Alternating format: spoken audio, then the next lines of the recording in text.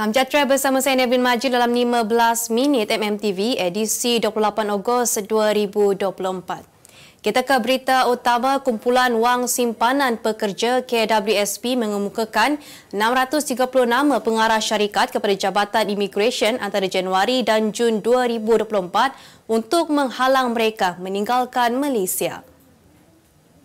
Halangan tersebut tertakluk selagi mereka belum menjelaskan terlebih dahulu tunggakan caruman KWSP seperti yang diperuntukkan di bawah Seksyen 39 Akta KWSP 1961. Ketua Pegawai Operasi KWSP Sazaliza Zainuddin berkata, KWSP mengingatkan semua majikan untuk membayar caruman pekerja mereka dengan segera seperti yang diperuntukkan di bawah Seksyen 43-1 Akta KWSP. Katanya KWSP akan terus menguatkuasakan dan memantau majikan untuk memastikan semua jumlah tertunggak dibayar sepenuhnya.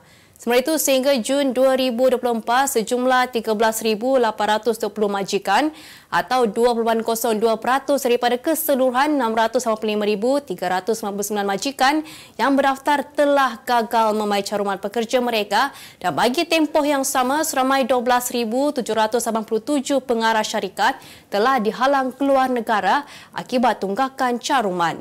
Tambahnya, dalam tempoh antara Januari dan Jun 2024, sebanyak 1,932 saman sivil telah difailkan terhadap pengarah syarikat, manakala 2,200 kes jenayah difailkan terhadap majikan yang ingkar caruman KWSP bulanan pekerja mereka. Laluan di sepanjang jalan Masjid India ditutup hari ini bagi semua jenis kenderaan ekoran kejadian kedua tanah mendap kira-kira 50 meter dari lokasi tanah jerlus sebelum ini.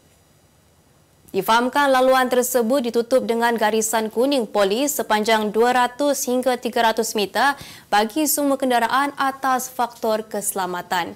Dalam perkembangan sama, Dewan Bandaraya Kuala Lumpur DBKL mengesahkan insiden tanah mendap yang berlaku pada pukul 2.30 pagi tadi adalah berdekatan Pondok Polis Masjid India. Datuk Bandar Kuala Lumpur Datuk Seri Dr. Maimunah Muhammad Sharif berkata, sebagai langkah keselamatan, lokasi kejadian telah ditutup dengan menggunakan tali keselamatan dan penghadang air water barrier. Ujarnya, tindakan segera telah diambil oleh DBKL dengan penglibatan pihak Indah Water Consortium IWK yang kini memeriksa paip kumbahan di lokasi tersebut serta di kawasan sekitarnya bagi memastikan tiada kerosakan lanjut. Seperti itu, operasi mencari dan menyelamat SAR Vijaya Lecumi 48 tahun telah memasuki hari ke-6. Kementerian Kesihatan Malaysia KKM mengesahkan tiada kes disyaki penyakit cacar monyet atau Mpox hasil saringan hampir 2.64 juta pengembara melalui saringan di pintu masuk antarabangsa bagi tempoh 16 Ogos hingga semalam. KKM dalam kenyataan memaklumkan sepanjang tahun ini sehingga semalam sebanyak 33 kes disyaki Mpox dilaporkan di fasiliti kesihatan yang mana 32 kes disahkan negatif dan satu kes lagi masih menunggu keputusan makmal. Tambah, KKM pengembara dari negara berisiko dinasihatkan untuk membuat pemantauan kesihatan kendiri dalam tempoh 21 hari dari tarikh ketibaan. KKM juga memaklumkan sesi bersama Kementerian Luar Negeri dan perwakilan Malaysia di negara Afrika juga telah dilakukan bagi memastikan kerjasama untuk mendapatkan dan menyampaikan maklumat kepada rakyat Malaysia yang berada di negara berkenaan. Untuk rekod, buat masa ini, pihak Pertubuhan Kesihatan Sedunia WHO tidak mengeluarkan sebarang nasihat atau syarat untuk mengadakan sekatan perjalanan. Dua termasuk Presiden Majlis Profesor Negara MPN mengaku tidak bersalah di Mahkamah Session Shah Alam hari ini atas 7 pertuduhan masing-masing pecah amanah dan bersubahat bernilai RM271,000 pada 2023 dan tahun ini.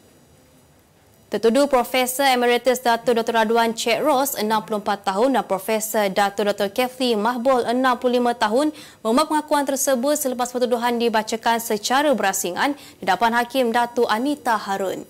Berdasarkan dua pertuduhan, Radwan sebagai Presiden MPN telah melakukan pecah amanah dana MPN berjumlah RM71,000 ke dalam akaun bank Kefli. Raduan turut didakwa 5 pertuduhan sebagai pengarah MPN Global Reach Sdn Bhd telah melakukan jenayah sama bagi wang pendahuluan program UKM Shape MPN Global Reach Sdn Bhd dengan nilai keseluruhan RM200,000 melalui 5 cek sebuah bank juga kepada Kefli. Kesemua perbuatan itu dilakukan di pejabat MPN di Country Heights, Kajang antara 14 Mac 2023 hingga 15 April tahun ini. Kefli sebagai Ketua Pegawai Eksekutif Global Reach Sdn Bhd didakwa 7 pertuduhan bersumbat dengan raduan bagi jenayah pecah amanah pada tarikh dan lokasi sama. Mahkamah kemudiannya menetapkan jaminan RM40,000 bagi setiap tertuduh bersama seorang penjamin selain melapor diri di pejabat SPRM antara 1 hingga 7 hari bulan setiap bulan serta tidak mengganggu atau menghubungi saksi pendakwaan. Mahkamah turut menetapkan tarikh 23 Oktober depan sebagai sebutan semula kes. Buat pembaca yang meminati cerita seram, anda boleh dapatkan koleksi kisah seram terbitan Tulisan Malaysia dan Kosmo dengan harga berpatutan iaitu RM25 senaskah. Untuk pembelian, anda boleh melalui laman web shop.mediamulia.com.my sekarang.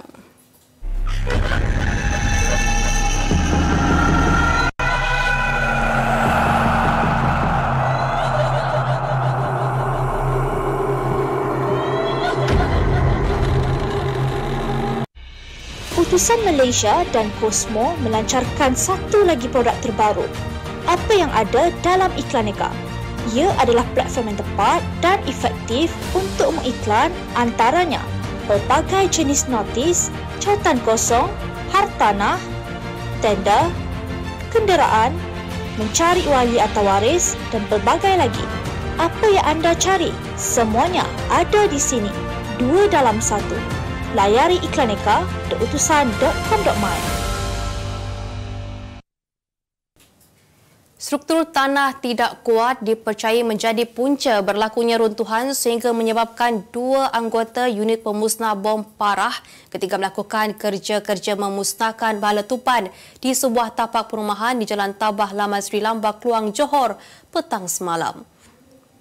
Ketua Polis Daerah Kluang, Asisten Komisioner Bahrin Muhammad Noor berkata operasi memusnahkan bom tinggalan Perang Dunia Kedua itu yang dilakukan ketika cuaca hujan menyebabkan punca runtuhan berlaku.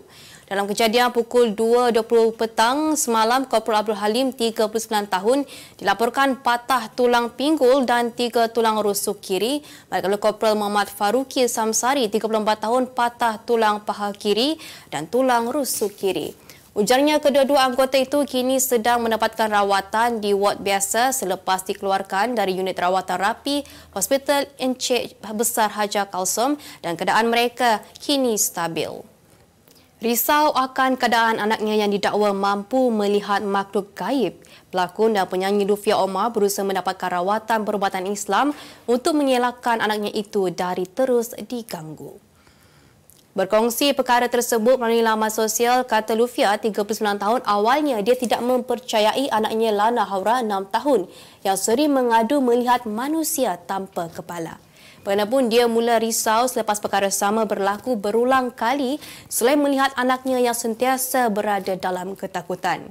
Nama Lufia atau nama sebenar Lufia Sheikh Omar, anaknya itu sudah beberapa kali menjerit dan menangis selain mengelak mendekati balkoni rumah. Jelasnya kerusi buaian di balkoni rumahnya dipercayai menjadi lokasi penampakan makhluk tersebut.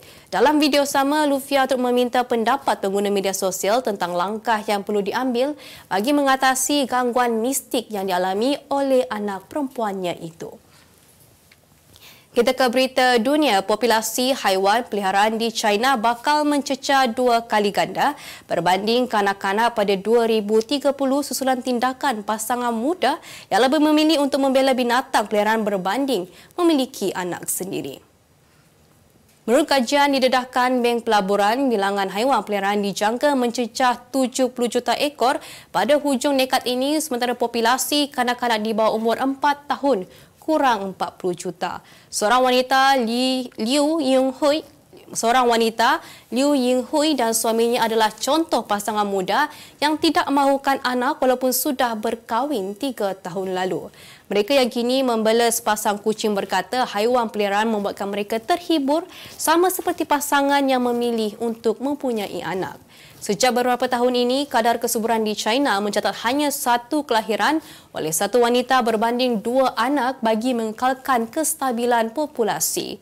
Malah di bandaraya seperti Shanghai, kadar kesuburan yang dicatat lebih rendah iaitu 0.6 kelahiran bagi setiap wanita. Seorang lelaki di Batang, wilayah Jawa Tengah digelar badang kerana mendaki gunung sambil memikul sebuah motosikal di belakang badannya. Badang yang bernama Suraidi itu menjadi tular selepas sebuah akaun memuat naik video berkenaan di laman Instagram. Menurut keterangan hantaran itu, lelaki berkenaan terbabas ketika melalui jalan yang curam di kawasan pegunungan tersebut sebelum dia memilih untuk mengangkat kenderaan itu.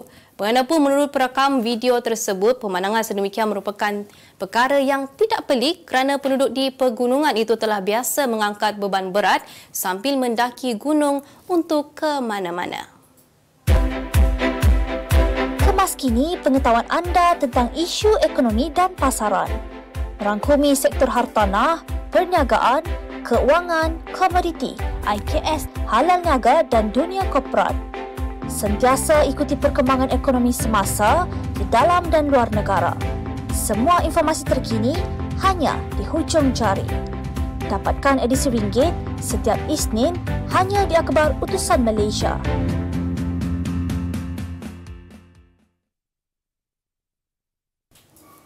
Segmen halal niaga minggu ini apabila sepasang suami isteri fanatik dengan buah-buahan, mereka akhirnya tekad untuk membuka perniagaan berteraskan buah-buahan di Cyberjaya yang dinamakan Fruitopia. Fruitopia merupakan kedai yang menjual pelbagai jenis buah-buahan seperti buah tempatan dan import yang sering kali mendapat permintaan ramai. Buah-buah yang basic lah, macam kita ada buah tempatan dan buah-buahan import. Kalau buah-buah tempatan tu macam biasalah pisang, betik, nenas, tembikai susu, jambu, mangga. Okey, kalau buah-buahan import tu macam biasa apple, buah pear, buah anggur, buah kiwi, yang biasalah strawberry. So macam-macam lah ada dekat sini juga. Fruitopia turut mengutamakan kualiti produk dan juga memberi informasi kepada pelanggan terutamanya dari sudut ketahanan dan penyimpanan agar buah tersebut akan lebih segar dan tahan lama.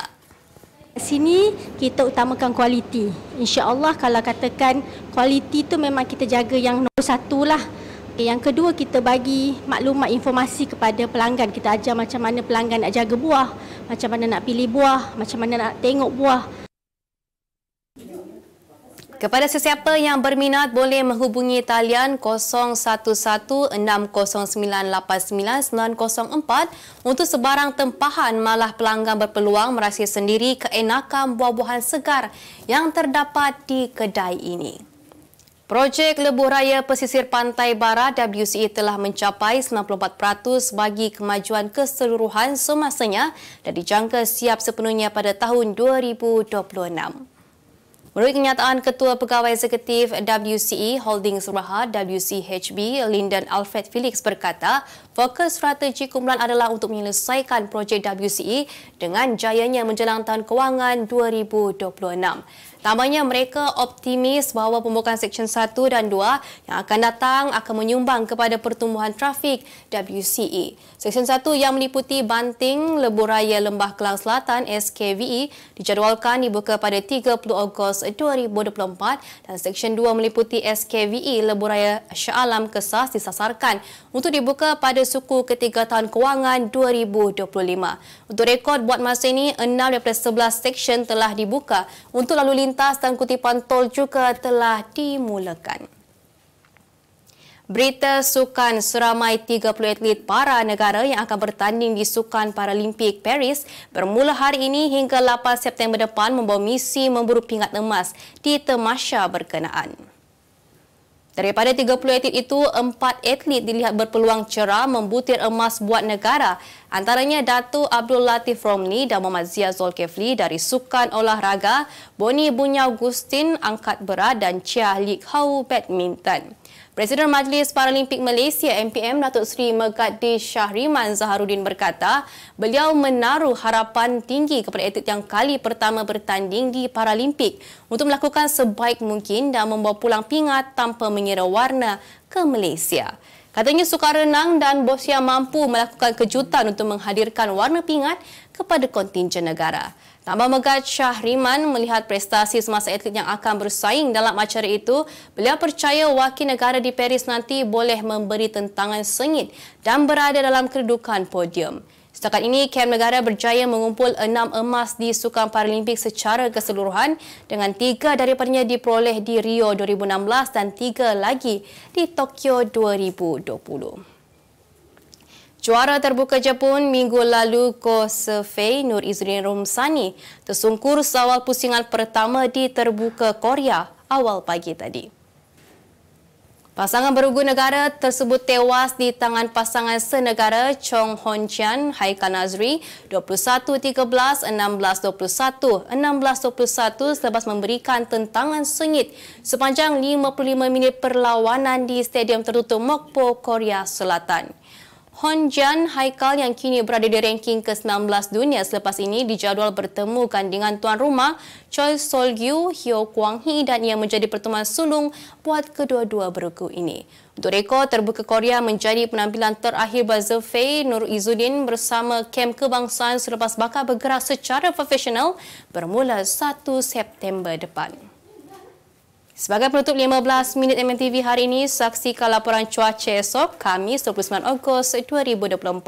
Jangan lupa dapatkan Abar Tusan Malaysia dan Kosmo untuk berita-berita terkini dan menyeluruh. Sekian sahaja daripada saya, Nevlin Majil. Salam sejahtera dan jumpa lagi.